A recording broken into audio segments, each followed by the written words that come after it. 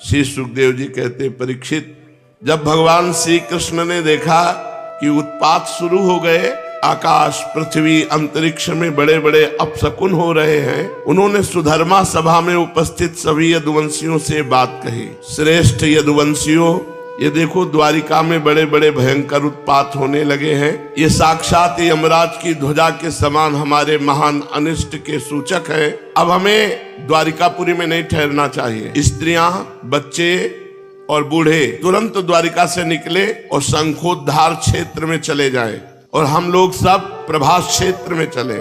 आप सब जानते हैं कि जहां सरस्वती पश्चिम की ओर बहकर समुद्र से जा मिली है, वो प्रभास क्षेत्र है। वहां हम स्नान करके पवित्र होंगे, उपवास करेंगे और एकाग्रचित्त से स्नान एवं चंदन आदि सामग्रियों से देवताओं की पूजा करेंगे। वहां स्वस्ति वाचन के बाद हम लोग गौ, भूमि, सोना, वस्त्र, हाथी, घोड़े, रथ और घर आदि के द्वारा महात्मा ब्राह्मणों का सत्कार करेंगे। ये विधि सब प्रकार के अमंगलों का नाश करने वाली और परम मंगल की जननी है। श्रेष्ठ यदुवंशियों, देवता, ब्राह्मण और गौओं की पूजा ही प्राणियों के जन्म का परम लाभ है। इसलिए निकलो द्वारिका से। सबको हटाया, स्त्रियां, बच्चे, बूढ़े शंखोद्धार क्षेत्र में और समस्त यदुवंशी प्रभास क्षेत्र में चले। द्वारिका छोड़ो। परीक्षित, सभी वृद्ध यदुवंशियों ने भगवान श्री कृष्ण की ये बात सुनकर तथास्तु कहकर उसका अनुमोदन किया। तुरंत नौकाओं से समुद्र पार करके रथों द्वारा यदुवंशी प्रभास क्षेत्र की यात्रा की। वहां पहुंचकर यादवों ने यदुवंश शिरोमणि भगवान श्री कृष्ण के आदेशानुसार बड़ी श्रद्धा और भक्ति से शांति पाठ आदि तथा और भी सब प्रकार के मंगल कृत्य किए।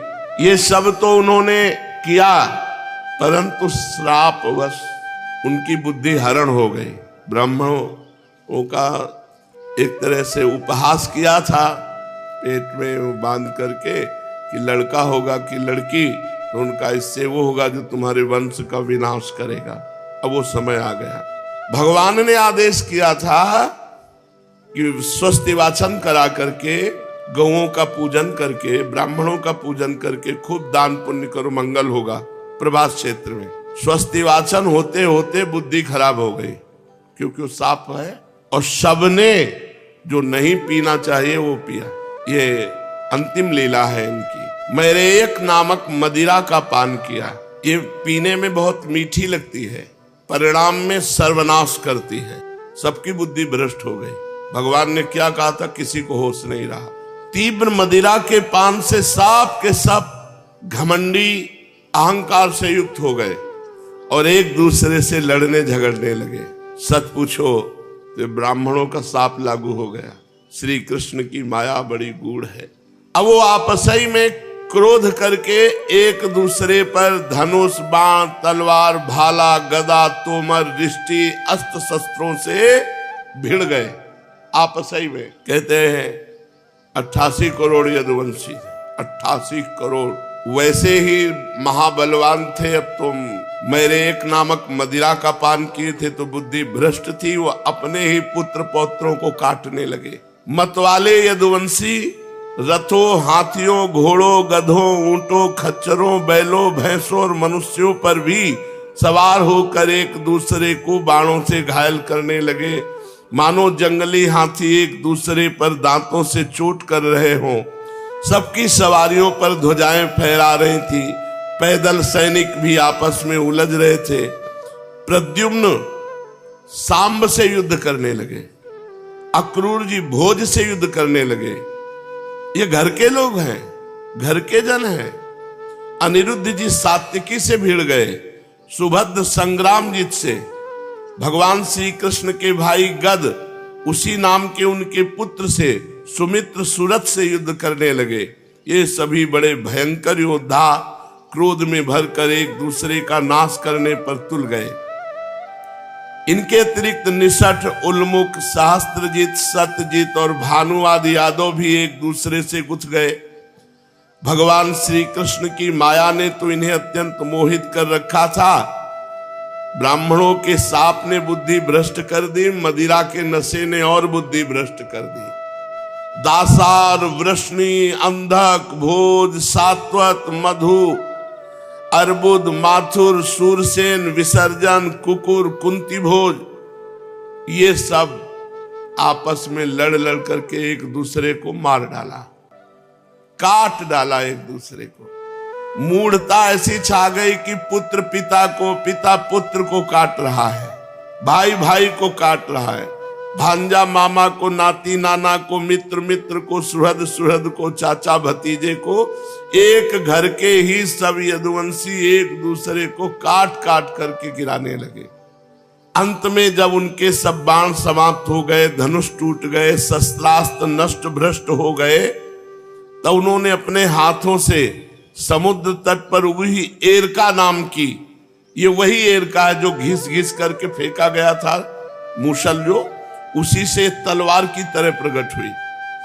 बस वो एरका नाम की घास उखाड़ते और उससे मारते तो ब्रह्म श्राप के कारण तत्काल सब कट जाते। ये लोहे के मूसल से चूरा जो था वही एरका नाम की घास, सबकी मृत्यु उसी से हुई। राजन, वो एरका नाम की घास हाथ में आते ही वज्र के समान कठोर और मुद्गरों के रूप में परिणित हो गई। अब वे रोष में भरकर उसी घास के द्वारा अपने विपक्षियों पर प्रहार करने लगे। उन्होंने भगवान श्री कृष्ण और बलराम जी को भी अपना शत्रु समझ लिया।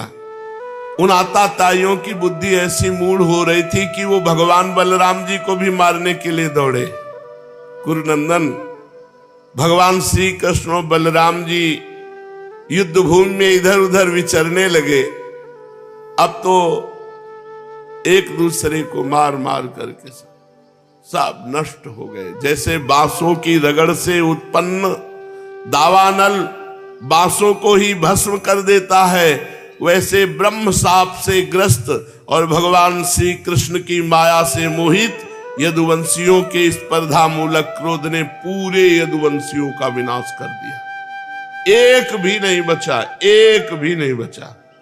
भगवान श्री कृष्ण ने देखा कि ये महाभार पृथ्वी के थे यदुवंशी, अब यदुवंशियों का संहार हो चुका, तब उन्होंने संतोष की सांस ली।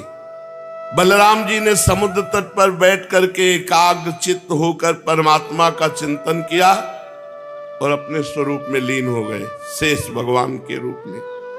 भगवान श्री कृष्ण ने देखा कि भैया बलराम जी तो अपने स्वरूप में लीन हो गए, तब एक पीपल के पेड़ के नीचे जाकर चुपचाप धरती पर बैठ गए भगवान श्री कृष्ण। सब यदुवंशी मारे गए, एक भी नहीं बचा। बलराम जी बचे थे, वो भी ध्यान करके अपने शेष भगवान के रूप में लीन हो गए। अब भगवान एक पीपल के वृक्ष के नीचे बैठे। भगवान श्री कृष्ण उस समय अपनी अंग कांति से दीप्यमान चतुर्भुज रूप धारण कर रखा था और धूम से रहित अग्नि के समान दिशाओं को अंधकार रहित करके प्रकाशमान बना रहे थे। वर्षाकालीन मेघ के समान सांवले शरीर से तपे हुए सोने के समान ज्योति निकल रही थी। वक्षा स्थल पर श्रीवत्स का चिन्ह शोभायमान था। वे रेशमी पीतांबर की धोती और रेशमी दुपट्टा धारण किए हुए बड़े मंगलमय रूप में थे। मुख कमल पर सुंदर मुस्कान, कपोलों पर नीली नीली अलकें बड़ी ही सुहावनी लगती थी। कमल के समान सुंदर सुंदर एवं सुकुमार नेत्र, कानों में मकराकृत कुंडल झिलमिला रहे थे। कमर में करधनी, कंधे पर यज्ञोपवीत, माथे पर मुकुट, कलाइयों में कंगन, बाहों में बाजूबंद, वक्षस्थल पर हार, चरणों में नूपुर, अंगुलियों में अंगूठियां और गले में कौस्तुभ मणि शोभायमान हो रही थी। घुटनों तक बनमाला लटकी हुई थी। शंख चक्र गदा आयुध मूर्तिमान होकर प्रभु की सेवा कर रहे थे। उस समय भगवान अपनी दाहिनी जांघ पर बायां चरण रखकर बैठे हुए थे। लाल लाल तलवा रक्त कमल के समान चमक रहा था। परीक्षित, जरा नामक एक बहेलिया मूसल से बचे हुए टुकड़े को मछली लील गई थी, मछली को पकड़ा और वो टुकड़ा निकाला, वो टुकड़ा बाण की नोक में लगाया और उसने दूर से भगवान के चरण तलवे पे बाण मारा। क्योंकि साफ था पूरे वंश का विनाश तो देखो भगवान ने भी स्वीकार किया। उसने समझा हरिण का मुख है, लाल लाल तलवा, बाण मारा तो सीधे भगवान के शीश चरण में बाण से बिंध गया। और जब वो पास आया तो देखा चतुर्भुज परम पुरुष भगवान श्री कृष्ण, उनके चरण में बाण घुस चुका था। अब अपराध तो कर चुका था, कांपने लगा। वो जरा नाम का कांपने लगा। वो व्याध भगवान के चरणों में सिर रखकर धरती पर साष्टांग लेट गया। उसने कहा, हे मधुसूदन, मैंने अनजान में ये महापाप कर दिया। सचमुच मैं बहुत बड़ा पापी हूं, परंतु आप परम यशस्वी और निर्विकार हैं। आप कृपा करके मेरे अपराध को क्षमा कीजिए। सर्वव्यापक सर्वशक्तिमान प्रभु, महात्मा लोग कहा करते हैं कि आपके स्मरण मात्र से मनुष्यों का अज्ञान अंधकार नष्ट हो जाता है। बड़े खेद की बात है कि मैंने स्वयं आपका ही अनिष्ट कर दिया। वैकुंठनाथ, मैं निरपराध हरिणों को मारने वाला महापापी हूं। आप मुझे अभी मार डालिए, क्योंकि मर जाने पर मैं फिर कभी आप जैसे महापुरुषों का ऐसा अपराध न करूंगा। भगवान, संपूर्ण विद्याओं के पारदर्शी ब्रह्मा जी और उनके पुत्र रुद्र आदि भी आपकी योग माया का विलास नहीं समझ पाते, क्योंकि उनकी दृष्टि भी आपकी माया से आवृत है। ऐसी अवस्था में हमारे जैसे पापियोनी लोग उसके विषय में कह ही क्या सकते हैं। भगवान श्री कृष्ण ने कहा, हे जरे, तू डर मत, उठ उठ, ये तूने मेरे मन का काम किया है।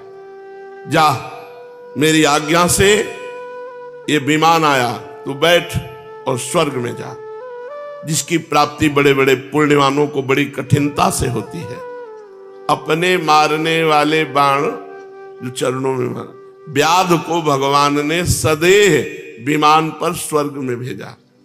श्री सुखदेव जी कहते हैं, परीक्षित, भगवान श्री कृष्ण तो अपनी इच्छा से शरीर धारण करते हैं। जब उन्होंने जरा व्याध को ये आदेश दिया, तब उसने उनकी 3 परिक्रमा की, नमस्कार किया और विमान पर सवार होकर स्वर्ग को चला गया। भगवान श्री कृष्ण का सारथी दारुक खोजता हुआ, पता लगाता हुआ भगवान के श्रीअंग की गंध से वो अनुमान लगा लिया कि इधर भगवान है, और भगवान के सामने आ गए। दारुक ने वहां जाकर देखा कि भगवान श्री कृष्ण पीपल के वृक्ष के नीचे आसन लगाए बैठे हैं। असह्य तेज वाले आयुध मूर्तिमान होकर भगवान की सेवा में संलग्न है। उन्हें देखकर दारुक के हृदय में प्रेम की बाढ़ आ गई। नेत्रों से आंसुओं की धारा बहने लगी। वो भगवान के रथ से कूदकर भगवान के चरणों में गिर पड़ा। भगवान का नित्य सारथी है। उसने भगवान से प्रार्थना की, प्रभु, रात्रि के समय चंद्रमा के अस्त हो जाने पर राह चलने वाले की जैसी दशा होती है, आपके चरण कमलों का दर्शन न पाकर मेरी भी वैसी ही दशा हो गई है। प्रभु, मेरी दृष्टि नष्ट हो गई है, चारों ओर अंधेरा छा गया है। अब न तो मुझे दिशाओं का ज्ञान है और न मेरे हृदय में शांति ही है। परीक्षित, अभी दारुक इस प्रकार कह ही रहा था कि भगवान का गरुण ध्वज रथ पताका और घोड़ों के सहित आकाश में उड़ गया। जो दारुक चलाते थे रथ, वो आकाश में अंतर ध्यान हो गया। उसके पीछे पीछे भगवान के जितने आयुध थे वो सब अंतर ध्यान हो गए। ये सब देखकर दारुक के आश्चर्य की सीमा न रही। तब भगवान ने कहा, दारुक, अब तुम द्वारिका चले जाओ। यदुवंशियों का संहार हो गया है। भैया बलराम जी अपने स्वरूप में स्थित हो गए हैं और मैं अपने परम धाम को जा रहा हूं, ये सूचना दे दो। उनसे कहना कि अब तुम लोगों को अपने परिवार वालों के साथ द्वारिका में नहीं रहना चाहिए, क्योंकि मेरे जाते ही द्वारिकापुरी को समुद्र डुबो देगा। सब लोग अपनी अपनी धन संपत्ति, कुटुंब और मेरे माता पिता को लेकर अर्जुन के संरक्षण में इंद्रप्रस्थ चले जाओ। देखो, जब भगवान की लीला में ये संवरण लीला है, विनाश लीला है, तो हमारे जीवन में क्यों नहीं होगी। तो उस दिन की सोचो जिस दिन ये सब विनाश लीला होगी। इसलिए पहले ही भजन करके भगवान को प्राप्त हो जाओ। दारुक, तुम मेरे द्वारा उपदिष्ट भागवत धर्मों का आश्रय लो और ज्ञान निष्ठ होकर सबकी उपेक्षा कर दो। इस दृश्य को मेरी माया की रचना समझकर शांत हो जाओ। भगवान का यह आदेश पाकर दारुक ने उनकी परिक्रमा की और उनके चरण कमल अपने सिर पर रखकर बारंबार प्रणाम किया। तदनंतर वो उदास मन से द्वारिका के लिए चल पड़ा। श्री सुखदेव जी कहते हैं, परीक्षित, दारुक के चले जाने पर ब्रह्मा जी, शिव, पार्वती, इंद्र आदि लोकपाल, मरीच आदि प्रजापति, बड़े बड़े ऋषि मुनि, पितर, सिद्ध, गंधर्व, विद्याधर, नाग, चारण, यक्ष, राक्षस, किन्नर, अप्सराएं, गरुण लोक के विभिन्न पक्षी, मैत्रेय आदि ब्राह्मण, ये सब श्री कृष्ण के परम धाम प्रस्थान को देखने के लिए बड़ी उत्सुकता से वहां आए, जहां भगवान पीपल के नीचे दाहिनी जांघ पर बायां पैर रखे हुए विराजमान थे। वे सभी भगवान श्री कृष्ण के जन्म और लीलाओं का गान वर्णन कर रहे थे। उनके विमानों से सारा आकाश भर सा गया था। वे बड़ी भक्ति से भगवान पर पुष्पों की वर्षा कर रहे थे। सर्वव्यापक भगवान श्री कृष्ण ने ब्रह्मा जी और अपने विभूति स्वरूप देवताओं को देखकर अपने नेत्र बंद कर लिए, अपने स्वरूप में स्थित होने के लिए। भगवान ने सशरीर जे हुए नेत्र बंद किए, सशरीर नगाड़े बजने लगे, देवताओं के पुष्पों की वर्षा होने लगी और भगवान अंतर्धान हो गए। जैसे बैठे थे वैसे ही अंतर्धान हो गए। भगवान श्री कृष्ण के पीछे पीछे इस पृथ्वी लोक से सत्य, धर्म, धैर्य, कीर्ति और श्री, ये सब चली गई।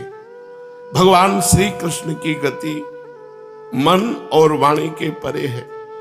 तभी तो जब भगवान अपने धाम में प्रवेश करने लगे तो कोई नहीं देख पाया। बस इतना देखा कि पीपल के नीचे बैठे, बस फिर खत्म। भगवान किधर गए, कहां गए, कैसे, कोई नहीं देख पाया। इस घटना से सबको बड़ा विस्मय हुआ। जैसे बिजली मेघमंडल को छोड़कर आकाश में प्रवेश करती है, तब बिजली की चाल को कोई देख नहीं सकता, वैसे ही बड़े बड़े देवता भी खड़े रहे, लेकिन भगवान श्री कृष्ण को परम धाम करते समय कोई देख नहीं सका किधर से गए, कैसे गए। ब्रह्मा जी और भगवान शंकर आदि देवता भगवान की परम योगमयी गति देखकर बड़े विस्मय के साथ भगवान की प्रशंसा करते अपने अपने लोक में चले गए।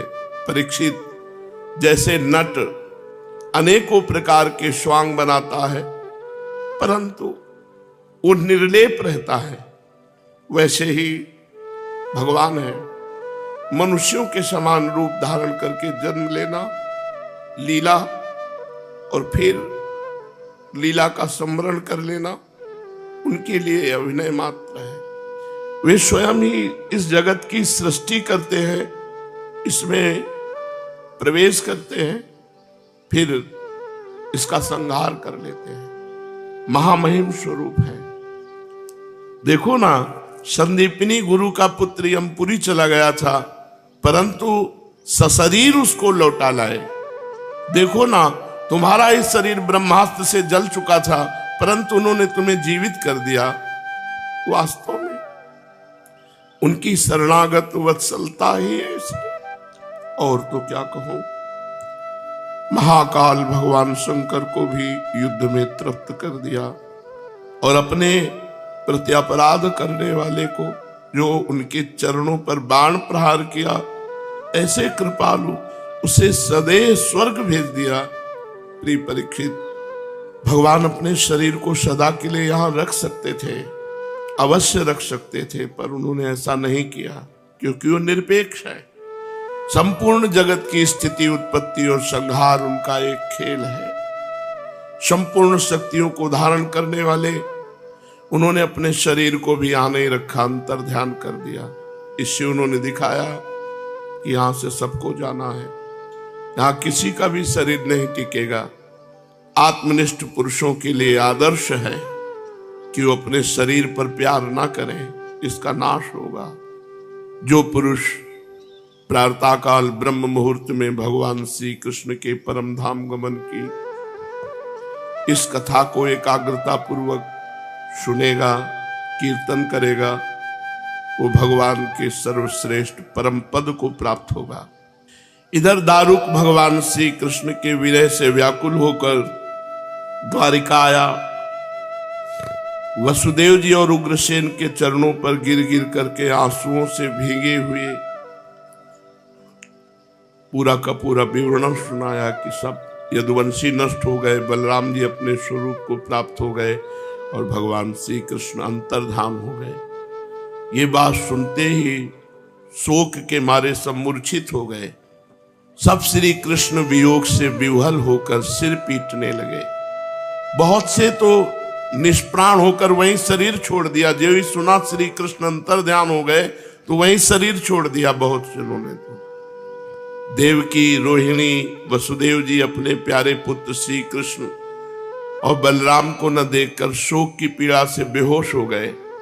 भगवत विरह से व्याकुल होकर वहीं प्राण छोड़ दिए। देवकी, रोहिणी, वसुदेव जी और बहुत से सब उसी समय प्राण छोड़ दिया। ये भगवान नहीं रहे। बलराम जी की पत्नियां, वसुदेव जी की और शेष पत्नियां, ये सब अग्नि में प्रवेश कर गई। भगवान श्री कृष्ण की रुक्मिणी आदि पटरानियां, ये सब भगवान का ध्यान करते हुए अग्नि में प्रवेश कर गई। परीक्षित, अर्जुन अपने परम प्रीतम भगवान श्री कृष्ण जो उनके सखा हैं बड़े व्याकुल थे। यही थे, द्वारिका में ही थे, और उन्होंने गीता के सदुपदेश से अपने चित्त को संभाला और भगवान ने जो आज्ञा करी है उसका पालन करना है। यदुवंश के मृत व्यक्तियों में जिनको कोई पिंड दान देने वाला न था, अर्जुन ने श्राद्ध किया। महाराज, भगवान के अंतर्धान होते ही समुद्र ने ऐसी उत्ताल तरंग मारी कि संपूर्ण द्वारिका को अपने जल में ले लिया। देखो, ये विनाश लीला है, ये सबके जीवन में आएगी। इसलिए भजन कर लो, भगवान को रिझा लो। यहाँ कुछ नहीं है, कुछ नहीं, एकदम नाटक माया का चल रहा है। भजन कर लो, यही सार्थक है। जहां भगवान निवास करते हैं उस द्वारिका को लील गया, समुद्र अपने में लीन कर लिया, सब नष्ट भ्रष्ट हो गया। देखो, भगवान का सब कोई आग में प्रवेश कर गया कि सुनते ही किसी के प्राण निकल गए। 88 करोड़ प्रेतवंशी लड़कर मर गए, सब विनाश। जो कुछ स्त्रियां बची थी, बच्चे बचे थे, कुछ बूढ़े बचे थे, अर्जुन उनको इंद्रप्रस्थ ले आए। अनिरुद्ध के पुत्र वज्र का राज्याभिषेक कर दिया। तुम्हारे दादा युधिष्ठिर आदि पांडवों को अर्जुन से ही ये बात मालूम हुई कि यदुवंशियों का संहार हो गया। तुरंत उन्होंने राजपद छोड़ा और हिमालय की अंतिम यात्रा की। उन्होंने भी प्राण त्याग दिए। महान भागवत थे, सब क्रमशः गिरते गए हिमालय में, शरीर छूटता गया। मैंने तुम्हें देवताओं के भी आराध्य देव भगवान श्री कृष्ण की जन्म लीला से लेकर कर्म लीला और संवरण लीला सुनाई। जो इसका श्रद्धा के साथ कीर्तन करेंगे, श्रवण करेंगे, वो समस्त पापों से मुक्त हो जाएंगे। शेष चर्चा आगे। श्री राधा वल्लभ लाल।